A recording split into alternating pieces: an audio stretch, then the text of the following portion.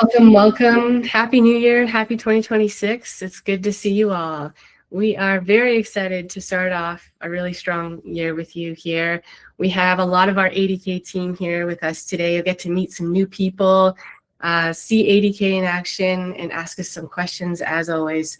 So we're really excited also to be just back in Meet so we can hear more from you on chat and have you throw your hand up during the Q&A session. Please take advantage of the polls. We are launching some polls there, so let us know. We want to hear from you. We're learning and listening. Without further ado, let me move on to the agenda. So we're going to start with things that are new. We want to keep you up to date on the latest with ADK. So what's new today? Then we have a new segment called ADK in Action, where Chris and other engineers are going to take you through just some of the ways to apply ADK in the real world. We have a great community spotlight today. Super excited to reintroduce that spotlight. We have a member of the community here today, and then we will hop into Q&A with some polling results. So again, please take advantage of those polls throughout the call. So we're going to start off. I'm going to hand it over to Julia to talk about what's new. Julia. Hello, everyone. Super exciting. Happy New Year. Since I think the last call that we had was still in 2025. So really excited to have everyone here. For those of you that weren't part of the last community call, we did add a language to our big growing family. So as you can also see, TypeScript here, and lots of great updates across all of the different languages. So I'm going to do a very quick fly through on a couple updates that you should probably go check out if you haven't already. So from a Python perspective, we did roll out some new updates. We also added some stability pieces. We'll actually dive into the first one around the database and schema updates in just a little bit. I'll pass it over to Liang to take us through some of those updates in more detail and demo that. We do have a native integration for PubSub tools and really exciting per turn user simulations from an evaluation perspective, which makes it much more easy to test kind of agents from a granularity standpoint and to really evaluate their performance at every turn. So really excited about some of those updates. And then from a TypeScript standpoint, we not only released TypeScript at the end of last year, we are already making updates to it from a spin-up perspective, NPX to kind of improving some of the interface, as well as adding in additional MCP support from an auth perspective. So lots of kind of exciting pieces there. We're really excited kind of about the updates on that front. And then from a Go standpoint, Go is a big one. We've seen a ton of uptick in the community on this one and are really working on kind of simplification of the building standpoint, making it sure that it's resilient and that the agents that you're working on here really continue to work as they hit unexpected edge cases, and finally also updating kind of models and things like that from that perspective. Go is a particularly interesting one where you will also see us focus especially on some of those hardening requirements as it is a language that we do see a lot of folks kind of gravitate towards from that perspective. And then finally, we did make some updates to Java from a support standpoint, as well as some cleaner integration and configuration and building patterns to make it code a little bit more reader and less prone to errors. We will also continue to see us make some updates in the Java side around kind of the idiomacy of the library itself. So making sure that it's super idiomatic and super understandable for Java developers. So really excited kind of about all of the different pieces that are happening here, and also about the support and what we have planned to bring you over the course of 2026. And with that, I think I get to hand the floor over to Liang to take us into a demo from the database schema migration. Yep, thank you, Julia. Yeah, my name is Liang. I work on the ADK Python. I'm going to walk through the new database schema migration feature in the latest version of ADK Python. So what it is, it's we introduced a new database schema for the session service, and we call it V1. It actually uses JSON serialization to replace the previous Pickle serialization in the legacy schema, which we call it V0 right now. So the majority of change happens in the events table, where we add a new event data column to encapsulate all the event data with JSON serialization. And we also add an additional metadata table to store the schema version, which is currently V1. We also provide a migration script and CLI command to help you do the migration if needed. The motivation behind this is because we used to add a lot of fields as we add more features to the event object, and that creates a discrepancy between the database schema and the Python object. And with that discrepancy, we sometimes fail to deserialize the pickled event data, and that caused a lot of issues in the repo. And we also try to communicate a database migration process clearly by providing a script and storing the schema version so that in the future, you know when and how to do the migration. Also, Pickle serialization is a Python-only feature, so we want to support like all the languages, and that's why we use JSON. And it also creates a more human-readable debugging experience where you can just look into your database and just read the JSON object itself. Next slide, please. So here I have recorded a demo to do the schema migration and also showing the differences between the two schemas. Here you can see I downloaded the 1.21, which is the previous version that supports the legacy schema. So now I'm using Postgres, and I'm starting a session in the ADK web environment. And this is the Hello World agent. So you could just try it out and have some basic conversations and storing some events. I just asked it to roll a die and check the prime number. And you can see that in the V0 database, it has one session with all the events that stores the data in a bunch of different columns, and as in the legacy database. And you can see here is the Pickle serialization in the binary format. So that's the legacy schema. If you now I'm gonna download the latest version 1.22.1, which will automatically use the new schema if you don't have an existing database. And I'm gonna do the same conversation as I did previously. And it'll take some time, but later we will check on the schema.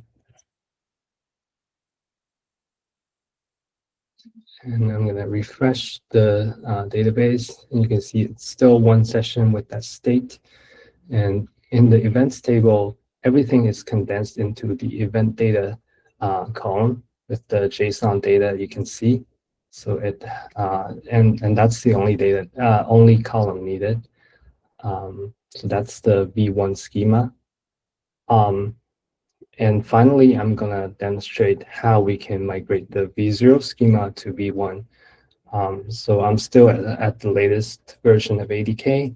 And this is my command, ADK migrate session. You provide the source and destination database, and the destination database is called V1 migrated. So after the migration, we can look into the session. That's one session, and all the data are now condensed and migrated to the event data column. So hopefully that helps you with the understanding the database schema migration. And also some folks in the community asked about doing it automatically as they update the ADK version. So we're still looking into that, and hopefully we can provide some update later on that. Thank you.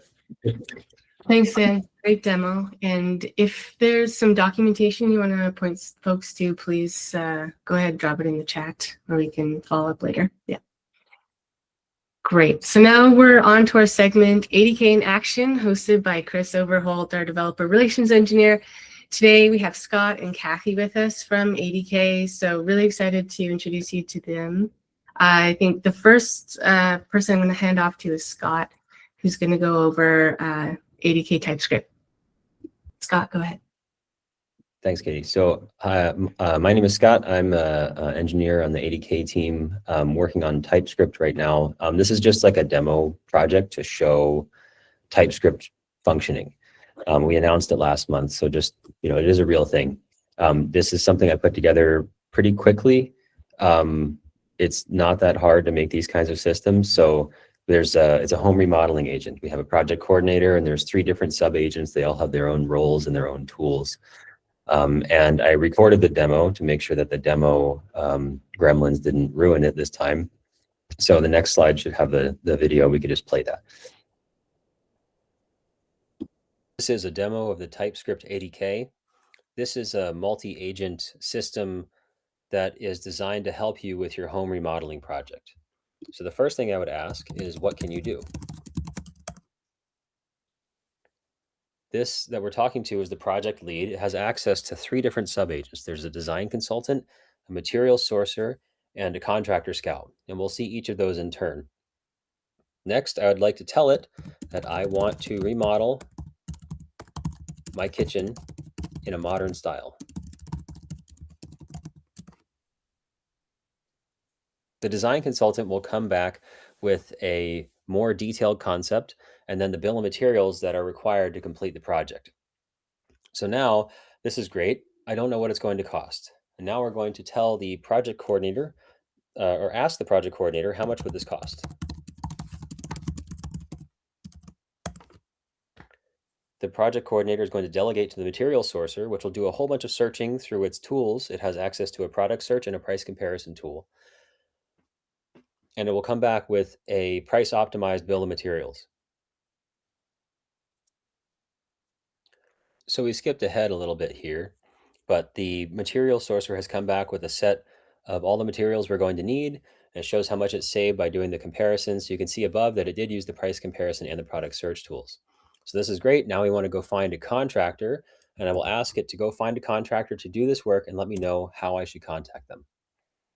This contractor scout has access to a fake Yelp API and then a mocked out calendar, and then finally an email drafting tool that will draft an email for you.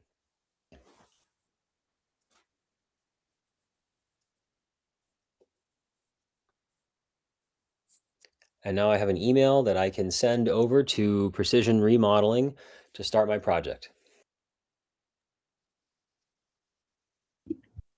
Right, so with ADKTS that took, and the help of Gemini, it took maybe a couple hours to put something together, and it's a fully functioning agent system. Awesome. Thank you, Scott. So go check that out. And if there's any links you want to share, Scott, go ahead and drop them in the chat as well. Yeah, I will. Okay, thank you. Next up, we have Kathy Wu on API Registry. Kathy. Yeah. So I'm Kathy. I'm also an engineer on ADK, and I'll just be talking about the API registry that we put together. So this is a class in ADK that allows agents to fetch and use tools from MCP servers registered in a Google Cloud API registry. So this can be like custom servers that you put on Pantheon, as well as existing ones. So we have like BigQuery, GKE, Google Maps, etc. And this is pretty useful because it allows you to find and reuse existing tools across agents and projects. And of course, you get access to like agents that use Google Cloud Services. And for the example, here's like how you would call it. So we have the API registry class, and you would just put in your project ID and the MCP server name that you would want to call. And then within an LLM agent, you would just add your registry toolset. So I have a quick demo on the next slide. Yeah, I can like full screen. So again, here is a demo calling a BigQuery server. I just put in the project I have, and I give kind of a prompt about using the tools. And then Here it kind of lists what tools you could use. So the BigQuery MCP server allows you to like look at data sets, look at tables, and execute SQL queries. So it tells you the data sets that are available. You can look at the tables inside a data set. And then I think I ask about in the users table. And then you can also do more complex analyses if you want to like do data analysis or whatever. The agent can do that as well.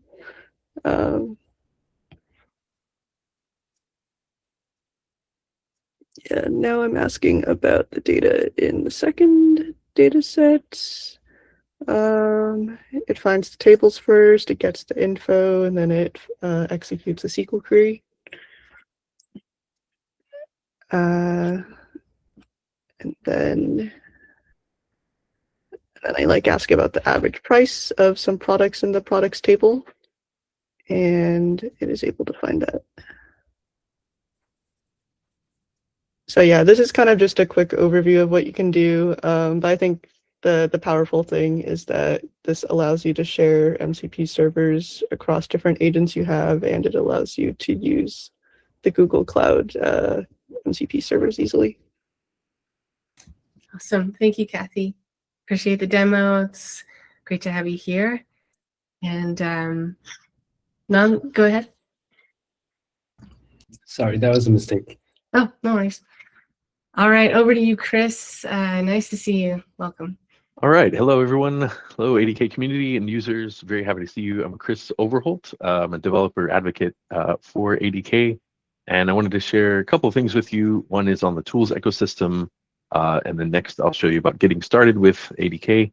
So for tools, and while I do this, Katie, could you give me powers to share my screen? Because I'll do that in a minute. It seems disabled for now. So ADK tools, if you're like me, start using ADK and agents, one of the first things you want to do is you want to connect your agent to all of your existing knowledge base, code repositories, things like that. And so we've been hard at work adding tools to ADK so that we make it super easy for you to discover like what's out there, what have we set up and tested and validated for you that's easy to connect to. So if you go in our documentation, and I'll show you an example of this in a second, you'll see a big wall of tools that you can use, including Google Cloud tools, some that are built into the Gemini model, some that are built into Google Cloud.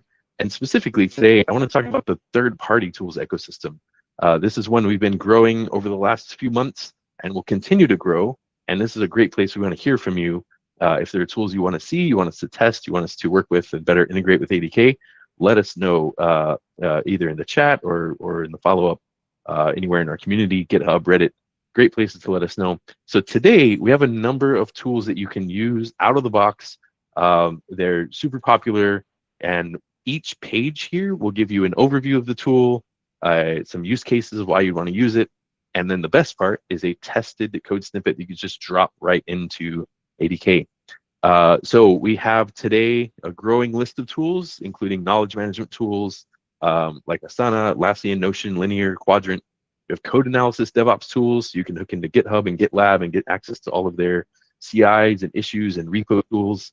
We have just added some tools to generate speech and audio, which are really nice hooks that you can easily hook in with Cartesia or 11 Labs. We have a tool for Hugging Face. You can connect to that API and search for models or research papers. Tools for APIs and automation like Innate-In and Postman, and tools to manage payments with PayPal and Stripe.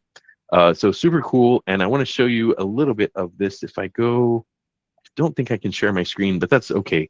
I'll skip that part for now. Basically, if you go to the ADK docs, click on tools, click on third-party tools, you'll see the pages I'm talking about. Click on this, you'll see code samples that are ready to go. So for example, two things that I really like about this. Number one is you don't have to go hunting on different GitHub repos and documentation sites and figure it out. We give you a tested, validated code sample that you can use.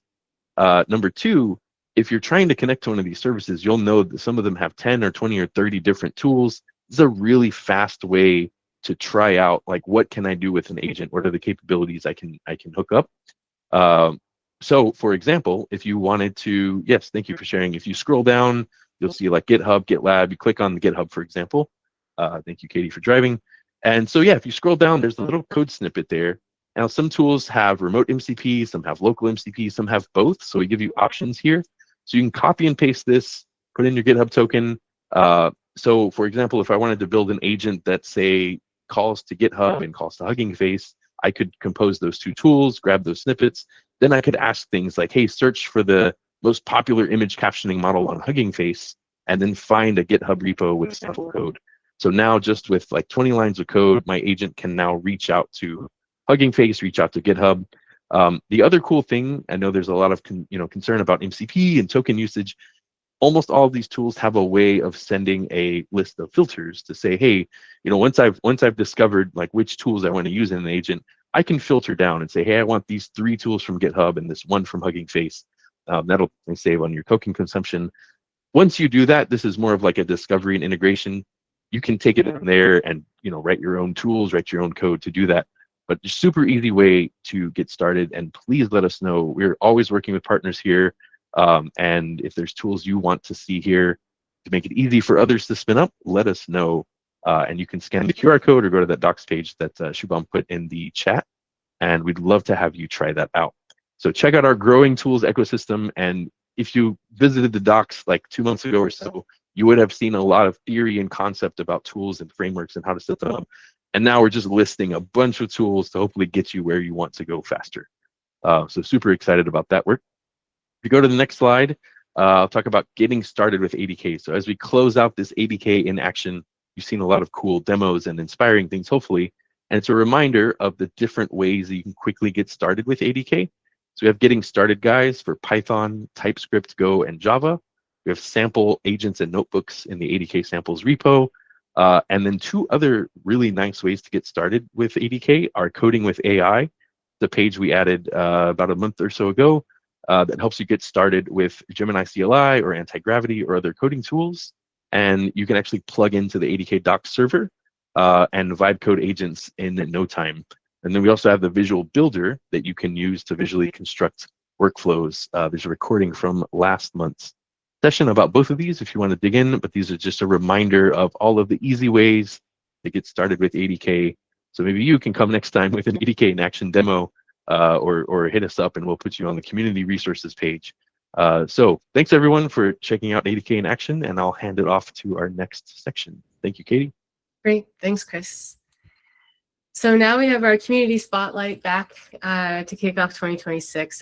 Really excited. Shubham is hosting Kartik Marwaf from AI Language. Shubham, I'll hand it over to you. Thank you, Katie. Hey, everyone. It's great to see a lot of you here again, back on this call.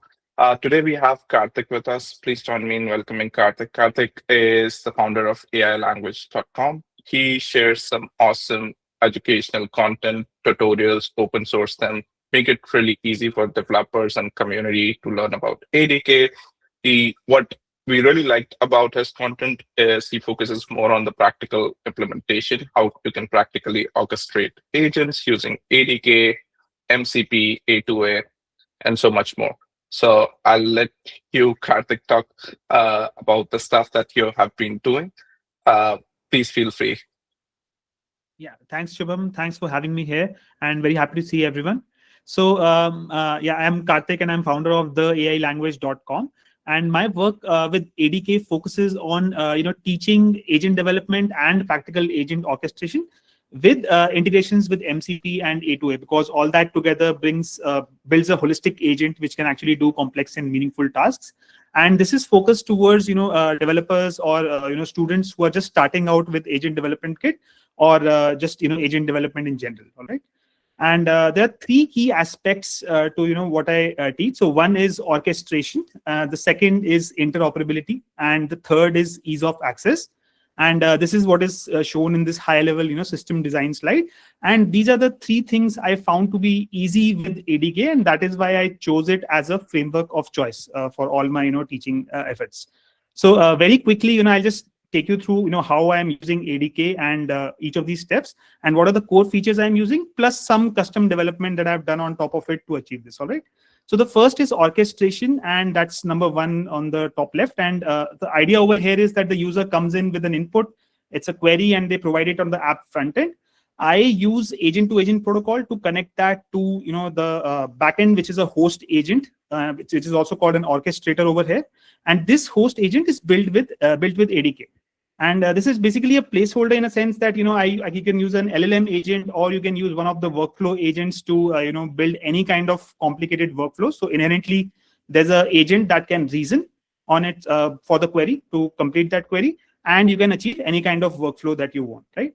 Now I try to teach people on how to integrate this with MCP. So that is the green branch on the top that you see over there, and also with A2A. And to do that, I just provide this orchestrator's Python code to an aspect of discovery. So for the MCP, there's a very common way that I think everyone uses, which is a config.json file. So it lists all the servers, and the Python code reads it. It uses the MCP toolset or some custom development that I do with an MCP connector, and it connects to each of these servers. It gets all the tools and provides that back to the orchestrator, which is simply discovering all the servers and the tools, and getting the orchestrator an ability to call those tools. I have recently also experimented with programmatic tool calling over here, just to reduce the context size and some other things over here, which I've not shown. But that is how the MCP branch works. And for the A2A branch also, I follow a similar approach. So I have an agent registry where I list all the URLs, and then students can actually then use the Python code to list all those URLs, connect to it, either expose it as a remote A2A agent, which is available as a core feature in ADK, or expose it as a function that can be called to call that agent. But essentially, you use A2A to discover the well-known URLs, get the agent cards and capabilities, and then expose it back to this orchestrator agent. So this way, I found it very easy to make it interoperable, ADK interoperable with tools and other agents to as a basic thing to teach to people who are new to agent development. And the third reason that I'm using ADK is the ease of access. So of course, it's open source, and being in the Google ecosystem, I think a lot of students, they don't want to spend money initially, so they can actually use a free Gemini key, although ADK works with other models as well, but that helps.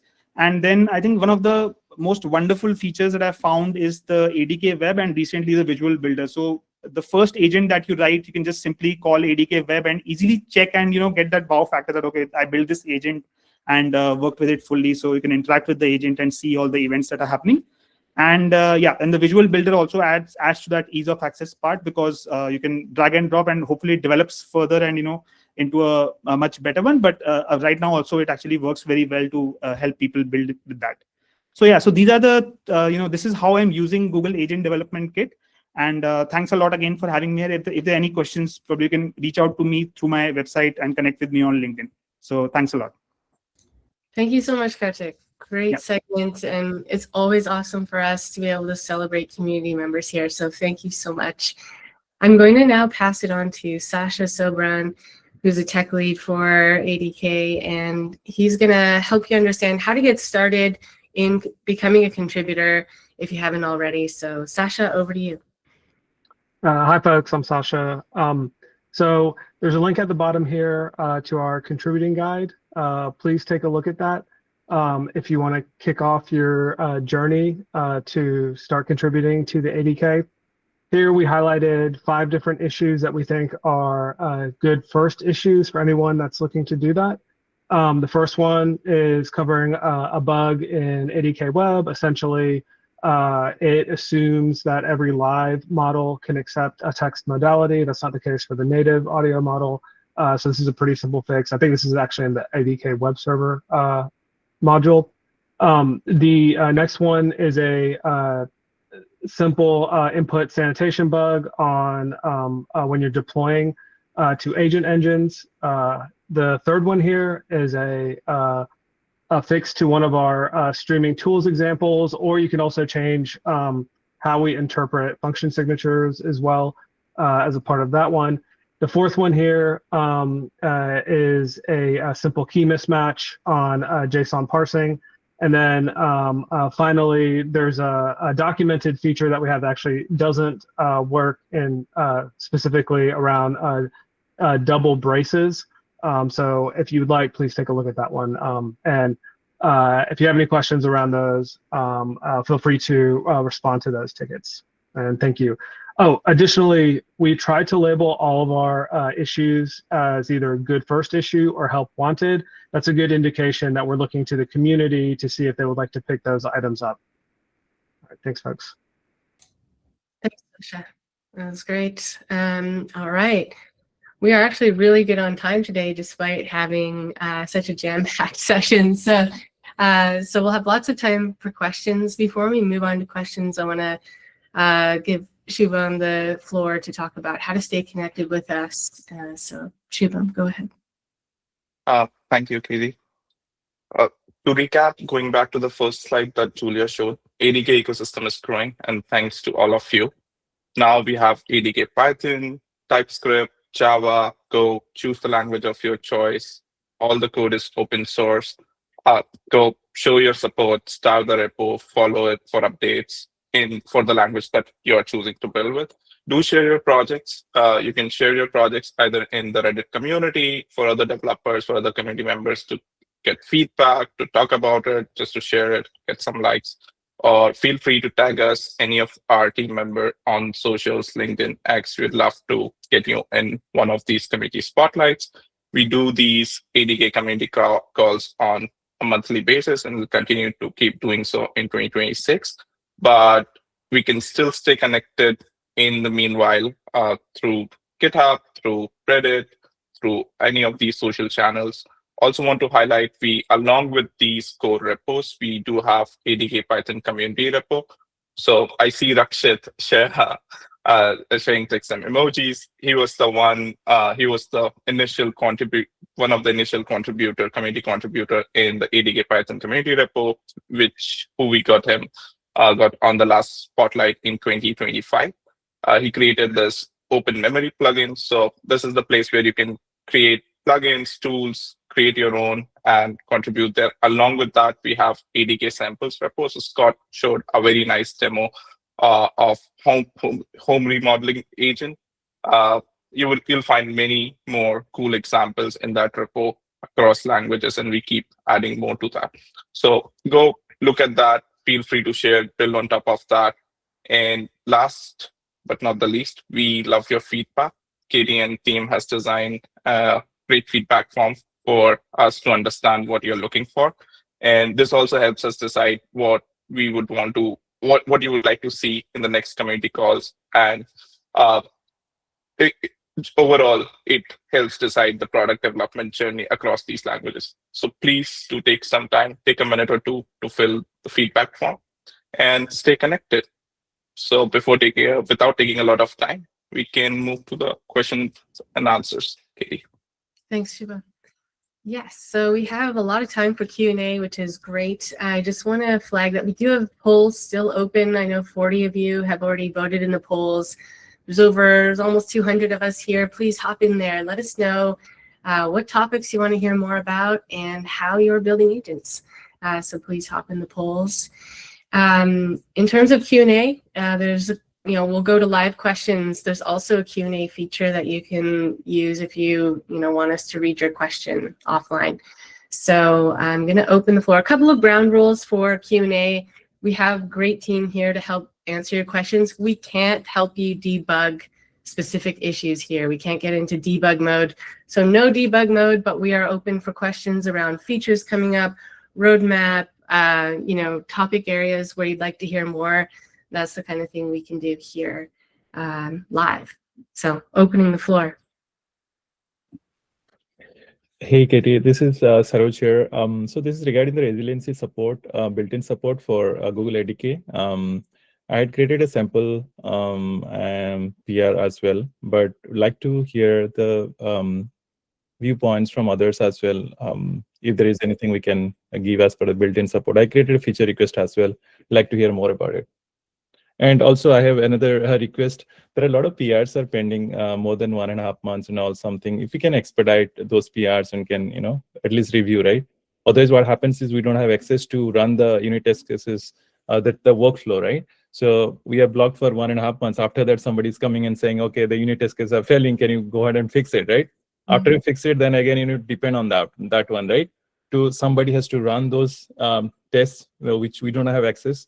And then again, it's like back and forth. After 1.5 months, you forget totally like what's going on over there, right? So for me, like I have around 10, 11 PRs. Out of that, I think 2 or 3 has been merged till now, but still there's some pending. So yeah, these are the couple of stuff I just would like to highlight and get our team's view as well. Yeah. The resiliency support and that expedite the PRs. Yeah. Thank you for the question, Saraj. Do we have someone from our side who can address? Yeah, I'm happy to jump on, Katie. So we totally recognize this. We also recognize that it's been a problem. We are working on fixing some of these spaces. Part of it is a tooling question on our side. Part of it is a staffing question. So we're working on setting up some processes here to make that more efficient, more effective for you all across the board. We recognize that it's a pain point and we apologize for it. And I think you will see us make some updates to this in the coming weeks. It's a big goal for us in the next quarter. So appreciate your guys' patience and thank you. We are working. Sounds good. Thank you so much. Yeah. And do we have any comment also on the residency piece? If we can't address that now, Suraj, would you mind putting your first question into the Q&A so that we can actually review this more carefully? Yeah, I don't have access to the Q&A. What is it? Did you post in the chat group or sorry? It's like it should be a feature you can access on the right-hand panel. There's like I don't know how to. Got it. Two posts. Yeah. Q&A. Yeah. Okay. Yeah. Cool. Yeah, I'd like to know more about the resiliency support, built-in support, right? Otherwise, people has to build a custom, like using the plugins and all. And I have created a sample actually. Even I created a Medium article how to use, because we are facing the same issue, resiliency stuff while building multi-agent system, right? And it's a lot of work. And so anyway, there is a sample I created, and that also PR is still have to be merged to others to get that one. Instead of I circulate people like, okay, go ahead and use this one. They can just directly check out the ADK and like they can start using the sample, right? Whoever wants to use it, the custom way. Yeah. Yeah. Sounds good. Yeah. Please, we'll review this one. Thank you. Thank you so much, Katie. Arun, go ahead. Hey, hi. I have a couple of questions. One of them is ability to stop streaming. Like there is no way to stop the streaming response. If there is a long response and user wanted to stop it, as far as my research, there is no way to stop it. I saw a feature request for that. It would be really good if that feature can be prioritized. That is one. Let me know if I'm wrong on this. The second question is, when using light LLM, there is no way to differentiate a normal message from a thought message. So that is also one issue we have been facing. So any thoughts on that from experts here?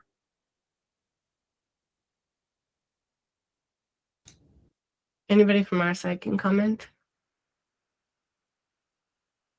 One question was related to stop, and other question was related to differentiating thought message versus the response. I think we'll take some of that back and probably circle back as well. Yeah, we can circle back. We got the notes here. Yeah, I think Kaz, who's our streaming guy, is not online right now. So yeah, thanks for the questions, Aaron. We can circle back. Yeah, thank you so much. Thanks. Jack, go ahead.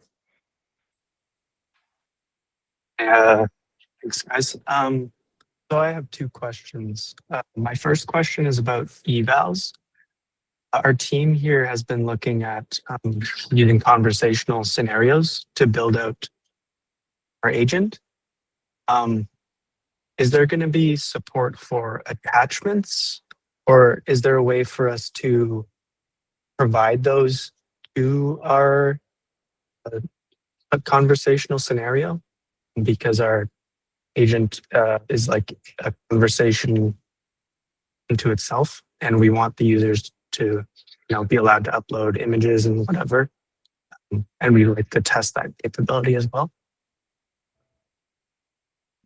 So to clarify your question, you're saying, does the tooling built into the ADK web for evals support the entire trace, including attachments, or are you talking about more abstractly as you're building an evaluation harness with custom code? Should it include things like attachments? Like, can you clarify what Sure. you're talking Sure. about? So, well, we'd like to use ADK, not write as much custom code as possible, right?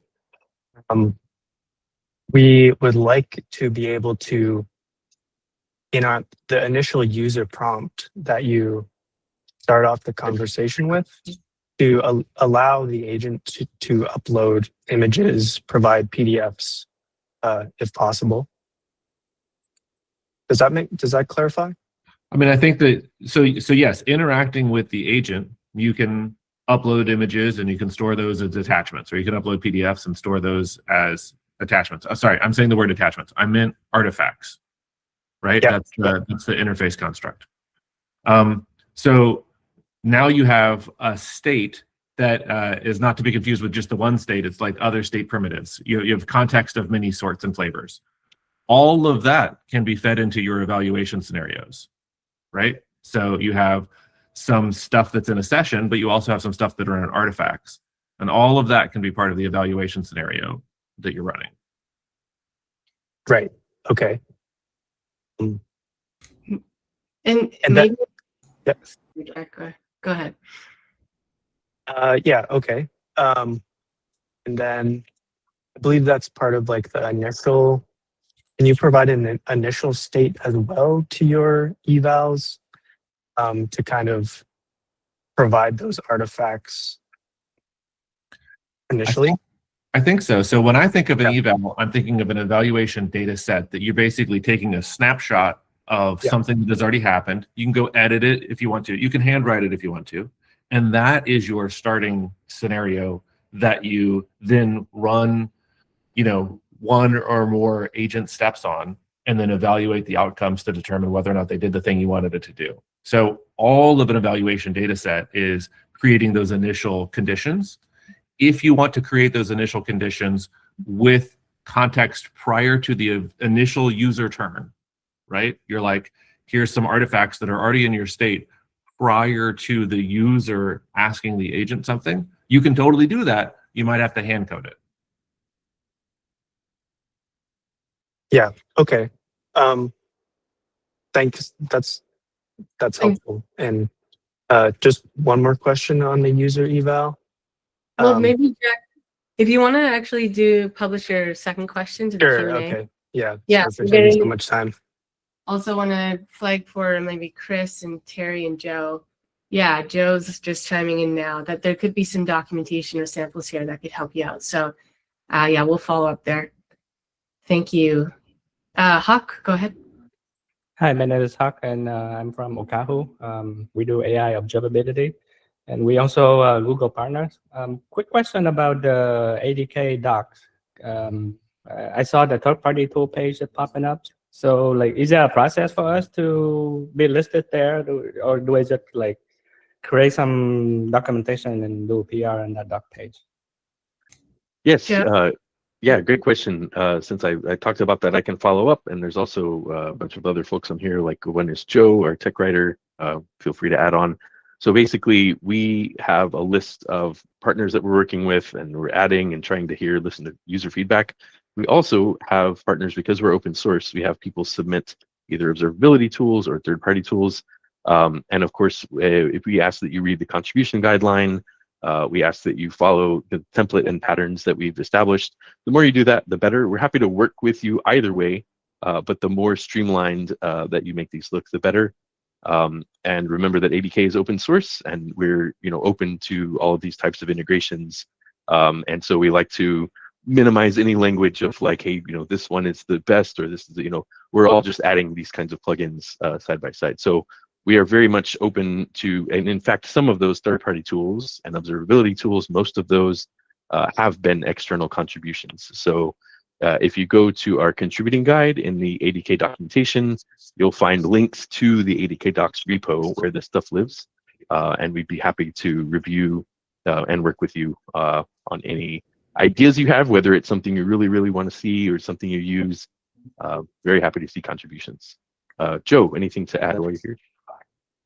Yeah, I'll just follow on with, happy to have any contributions. File issues in the ADK docs repository. If you've got issues, you find issues. I do prioritize PRs and trying to get them approved and merged more often than not, because it's going directly to the problem instead of just reporting the problem. But we appreciate all that feedback. And yeah, do take a look at the contribution guidelines around that. And if you not sure if you can contribute it or not, like go ahead and contribute it. Flag me or Chris, and we will take a look at it. So, but we appreciate all the communication from and all the contributions from the community. It's been very helpful. Thank you. Perfect. Thank you. Thanks, Joe and Chris. Thanks, Hawk, for the question. Mike, go ahead. Well, how you doing? So I'm Mike Prince. I work on Matchwise, and I'm working with the UK government, ODI, and some other folks around here. And the use cases seem to suggest that like multi-tenant agents make sense. And so, the notion is that a single agentic server can represent 1 million people or whatever the use case is. And so for that, is there any work that you're familiar with in the ADK community for providing multi-tenant support? Good question. Multi-tenancy. Alan, do you know? So this is where I admit that words don't always work for me. Multi-tenant for me means multiple things depending on who I'm talking to.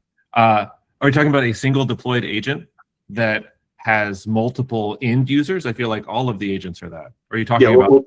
Yeah, it's two-sided on that one, actually. It's both sides. So on one side is coming inbound from the client. That's anyone with bazillion users with agents representing them. And on the client side, or sorry, the server side, exact same thing. Imagine like if LinkedIn had an agent, and I'd fire up a connection to LinkedIn, and I would say, I'm talking to user X. So that agent would then represent user X, and I talk to their LinkedIn account.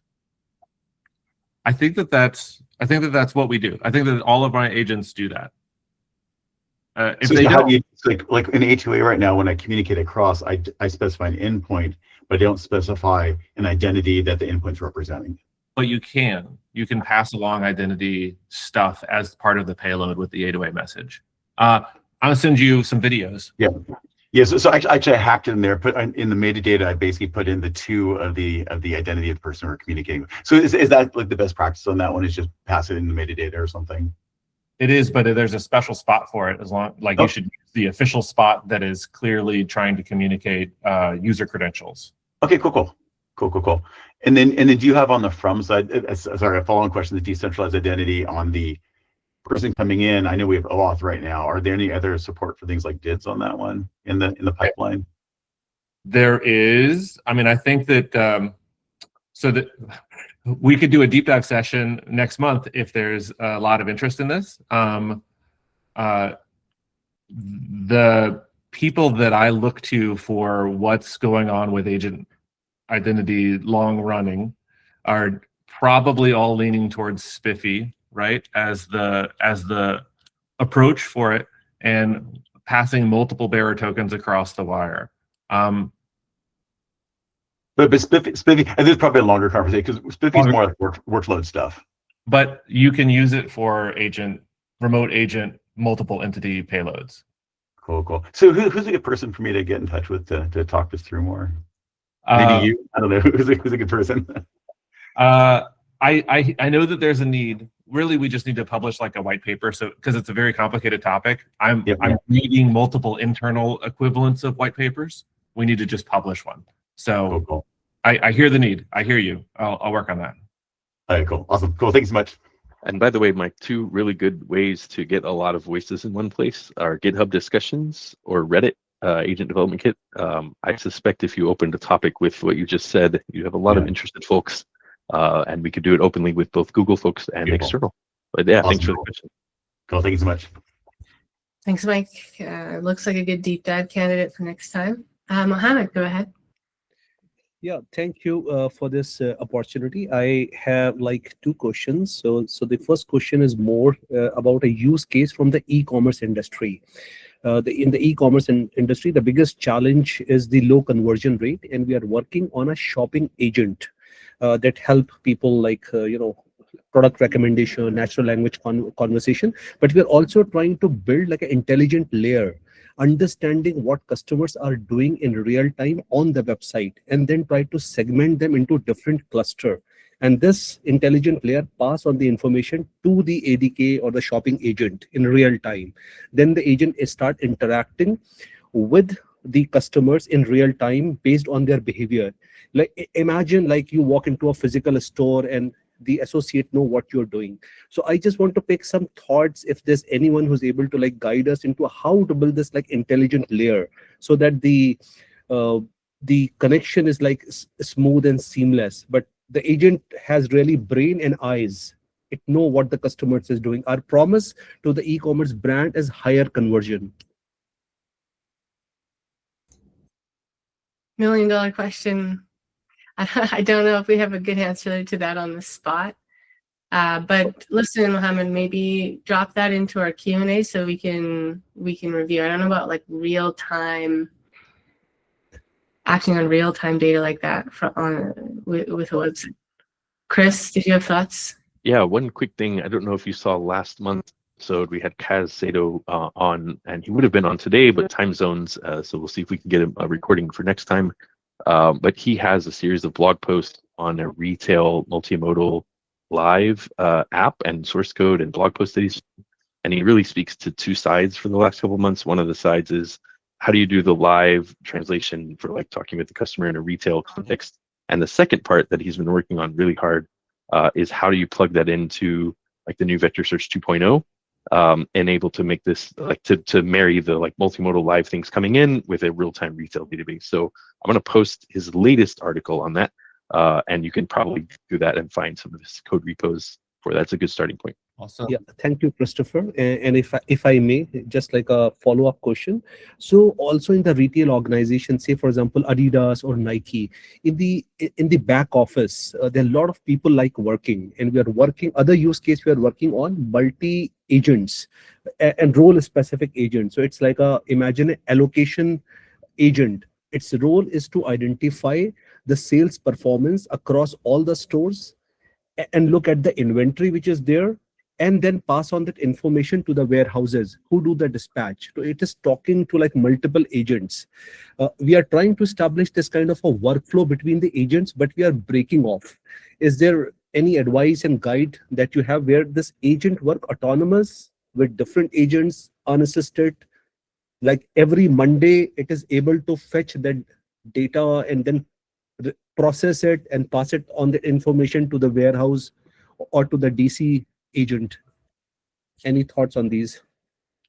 I believe what you're asking about is durable execution and maintaining state across time, right? Mm-hmm. Yeah. You can do that lots and lots of different ways. You can write your own system in PubSub. You can use temporal or restate. You can use flat files. You can use Git as your transport method. Like basically maintaining a history of a process, knowing when to trigger actions and taking those actions is, I would consider a solved problem. I know how to do all of that. That's all pretty much deterministic. Wiring agents into that, and do you trust the agents to always do the things that they run in the background, I think is the hard part with agent building these days, right? So that's like the important part is your agent, is it doing the work you want it to do all the time? Sending the message and keeping track of the message across application software development life cycles, I think is existing systems and platforms for it.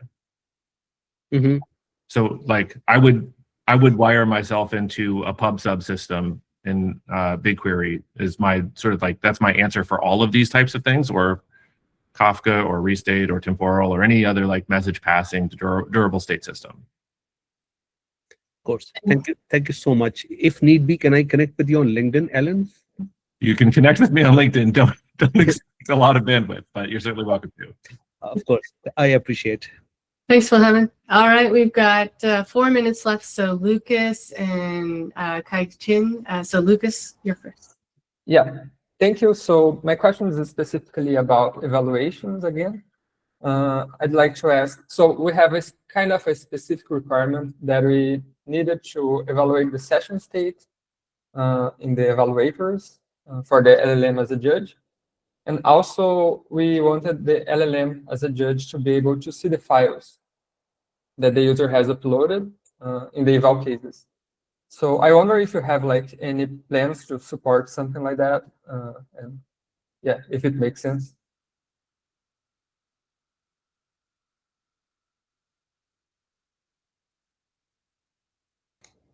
Anyone from our side on eval?